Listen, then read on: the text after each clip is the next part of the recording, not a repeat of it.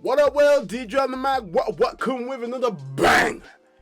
And we have to go to our boy, best boy, Jesmon, baby. I swear, the new support from the LM set really is further added some more consistency right there, and it's all about that nice burst damage. We go in and go, yeah!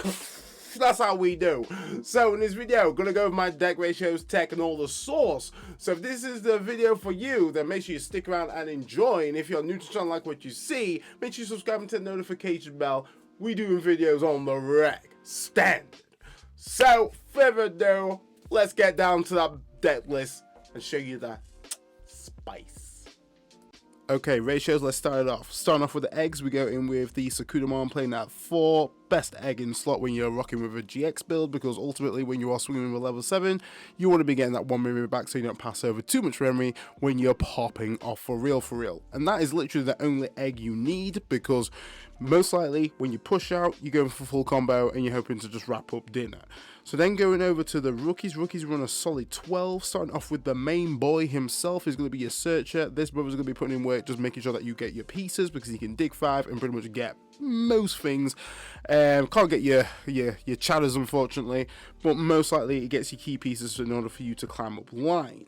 Also, because we run scrambles in the list, this is a really good target for you to basically play that once it's triggered from security, because it makes you dig 5 and you get even more pieces. Absolute win. Then going on with the BT18 hook, this is your main playmaker and the one that you want to be getting in your raising, because that inheritable is absolutely juicy when you are playing sisters. You're gaining that memory. A lot of memory refund that you definitely want to be executing in order for you to not pass over too much memory whilst you're popping off, and hopefully keep turning and really finish up. It's your turn. It comes up pretty clutch if you do happen to have this Digimon out, and it's your kind of your second line, because ultimately when you're playing out Systemon, you can evo into a Bow Hook for free. Absolute value. Going over to Systemon, so we do a 2-2 split. Starting off with a BT6 Systemon Blanc, absolutely great in terms of, you know, making sure that all your sisters are blockers, which is very handy, and also that draw 1 really comes clutch when you do the on play. Then lastly, we drop in with the starter deck Blanc. Very handy in order for you to essentially go through your deck quite nicely when you do the trigger the on play. You're able to trash a card, and then you're able to then draw 2. Absolutely fantastic. And also grants your Royal Knights blocker, which is really helpful, especially for us to make sure that we are going to be staying on the board. So that concludes there for the rookies. Solid 12. Going over to the champions, we do run 11, and starting off for our main boy is going to be the Bow Hook from BT13. It's still an absolute staple card here, because it enables you, once again, getting that memory once you play out a Systemon, being very crucial. Your turn does come pretty clutch in order for you to essentially reduce the Digivolution cost, or when you're going into your Savvy Hook by 2, if you happen to play out a sister, really comes in quite nice, and you can do some really wacky plays. Then we go in with the absolute other staple is going to be your Bow Hook from BT6. It just really helps in order to kind of kill out floodgates, which is very crucial in this deck. A floodgate can really just be, you know, stopping you from doing anything. So having the ability to effectively delete a floodgate is nice, but you do have to get a Systemon out on the field in order to execute that. Then going into the Systemon ratios, starting off with the absolute staple is going to be your BT6 CL. Really good in order for you, like getting that memory gain once it's played. If you manage to place that for free, effectively you're netting 1 memory, and also be able to grant your Royal Knights Digimon with Hookmon in name additional 2k, which is once again very welcomed. Then we combo that up with a BT10 CL. This is your playmaker in regards for you to climb up your line pretty nicely once you kind of go into full combo, because once this drops out, you're able to evo into a Royal Knight to trait Digimon if you can, which is once again very helpful in order for you to kind of pop off. And also refund a little bit of memory as well, because if you evo into a Royal Knight or a Digimon with Hookmon in name, you're able to gain a memory. So if these happen to stay out and you manage to push up with another line, you can really climb up pretty fast and very memory efficient. And then lastly, we just wrap that up with a beautiful starter deck CL, enabling us to once again get an on play, reveal free, able to get a Royal Knight traded Digimon or card, so it could be actually second Meppa and your Master Disciple, and then you trash the rest. So you don't get your Systemons, unfortunately, but that's absolutely fine because it does help with placement in regards for you to kind of play your Systemons from your trash when you kind of pop it off. So don't worry about that. There's nothing but a thing. But that concludes there for the Champions 11.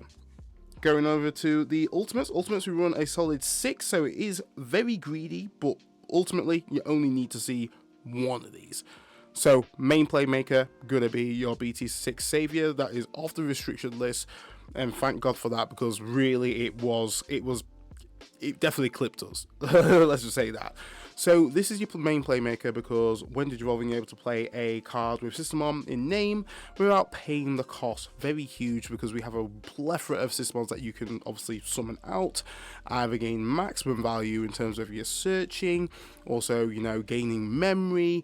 Really helpful. And obviously you gain, say if you play BT6CL, you gain 1 memory, and then the inheritables of your BT13 line is effectively making this free. You want to also remember that we do obviously have like cards like Master Disciple, which obviously we can trigger to reduce the evo cost of that. So really powerful card. Also, the inheritable is what made it get restricted in the first place, is that if you have a Systemon, a Digimon with Systemon in play, you're able to unsuspend this Digimon, which is once again really huge, because when we're at our top end, we do massive checks, you know, it leaves the opponent in a very sticky situation and pretty much puts you in a very strong state of winning. Then we complement that up with 2 BT13 Saviors.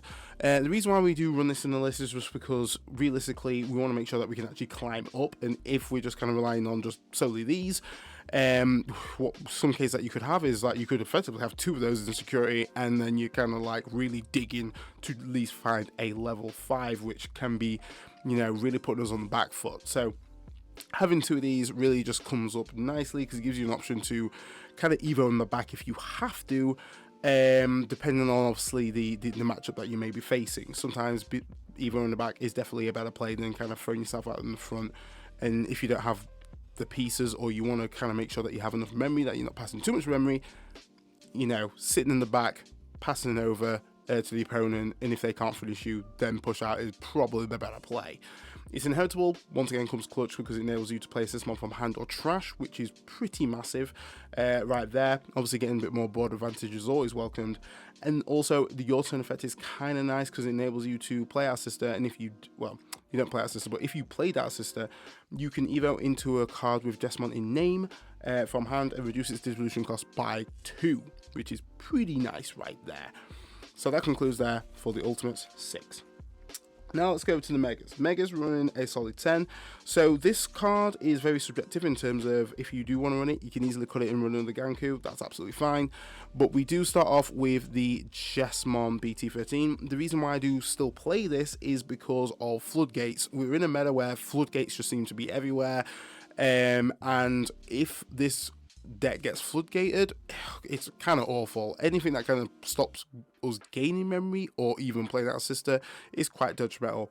But this boy really comes in clutch, because when Digivolving, you're able to choose a number of the opponent's Digimon that equals up to 6k DP and delete them, which once again is really helpful for us.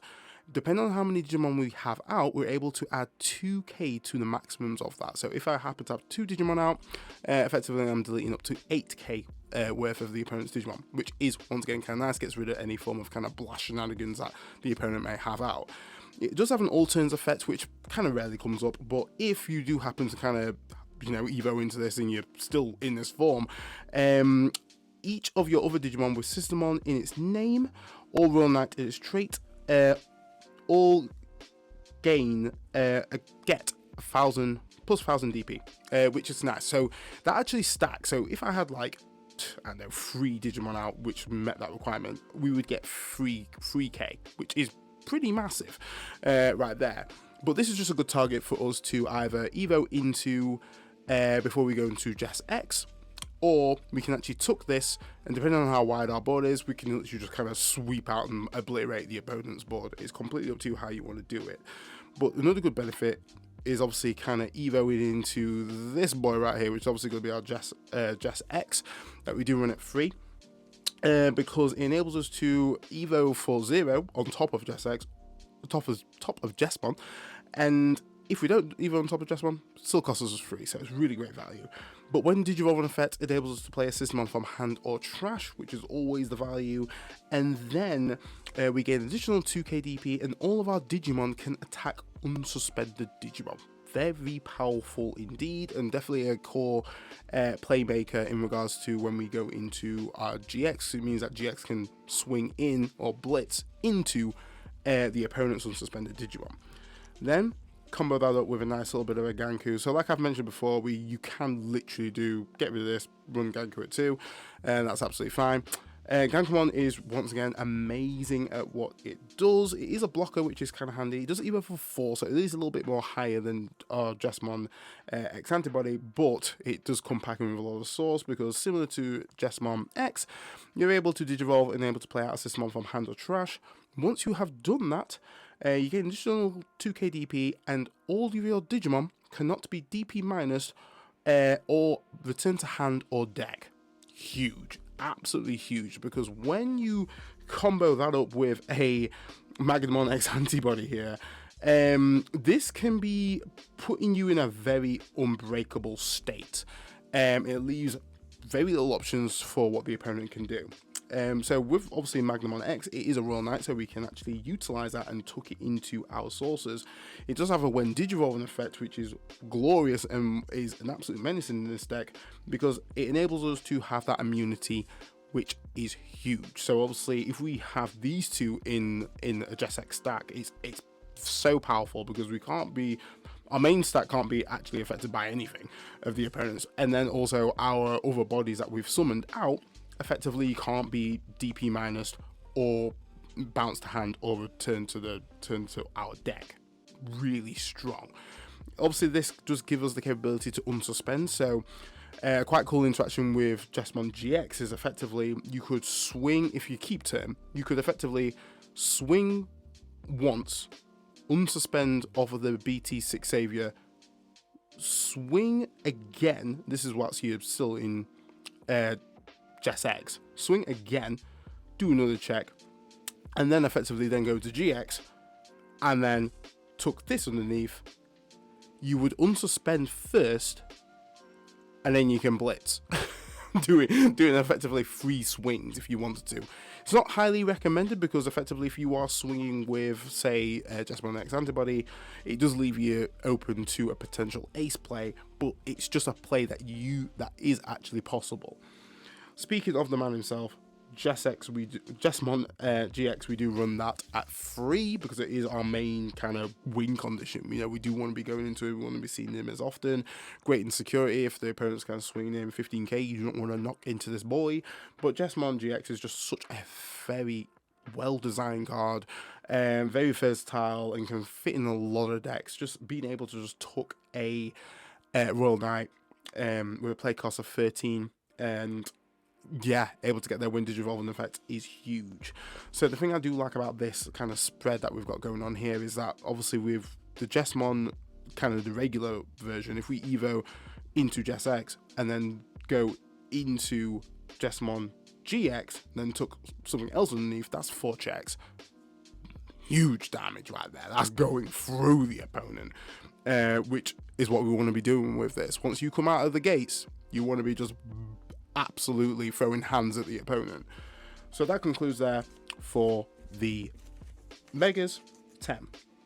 So let's go to the options. Options play a massive part in this list, and you really are relying on these, because these are essentially your consistency boosters. So starting off with the Master Disciple, this card is cracked and absolutely staple in Jesmon, and you should be running this at 3 to 4, most likely 4, just because it's cost efficient, which obviously we want to be doing, because Jesmon does not have a memory fix or anything. So being able to essentially use this card for 2 is huge. We're able to search out pretty much everything in our deck with this card, and then we can trigger the delay to reduce the evo cost of our, reduce the next evo cost by 1. massive. Also, props from security, we're able to trigger its main, and also goes into the battle area. It's just such a very powerful card.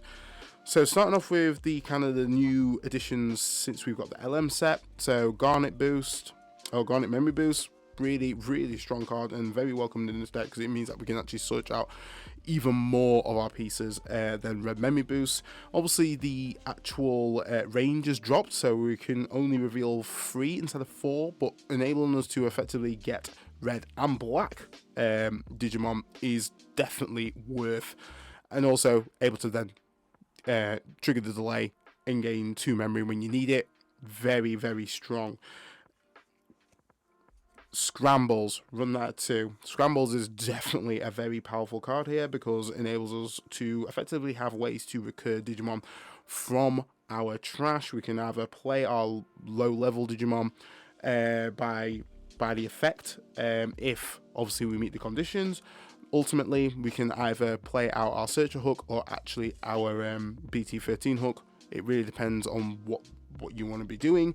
And also then reducing the evo cost once we're climbing up. So effectively, you can use Scrambles and Master Disciple in tandem because you would trigger this first, and then you would trigger Scramble, depending on obviously what Digimon you kind of even own into. So realistically, if you really want to kind of keep turn, if you go into your GX, that combination would work really well in order for you to kind of reduce that cost and ensure that you can actually swing with your GX multiple times and pretty much finish up game there. So Scrambles, very welcomed in the list.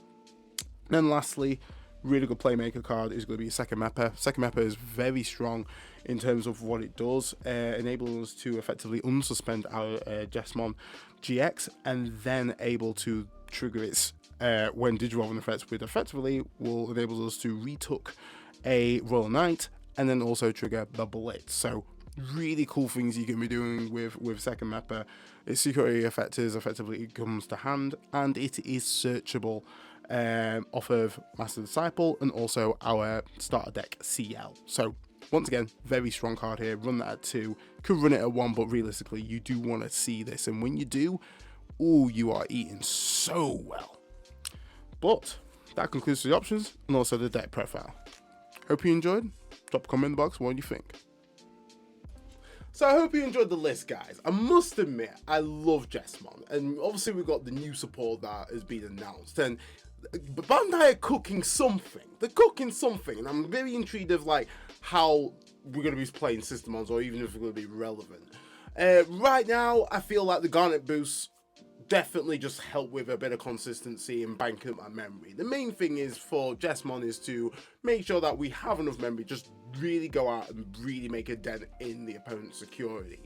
I think at the moment it still has its issues of like, just being a little bit too slow, but I think now that we can actually set up and not actually whiff on any of our pieces, or at least, majority of our line, obviously we're going to whiff on the sisters, but at least we can kind of get our Magnamon, we can get our Ganku X. It's a lot more smoother to play down Garnet over Red Memory Boost, let's just say, like in my original build.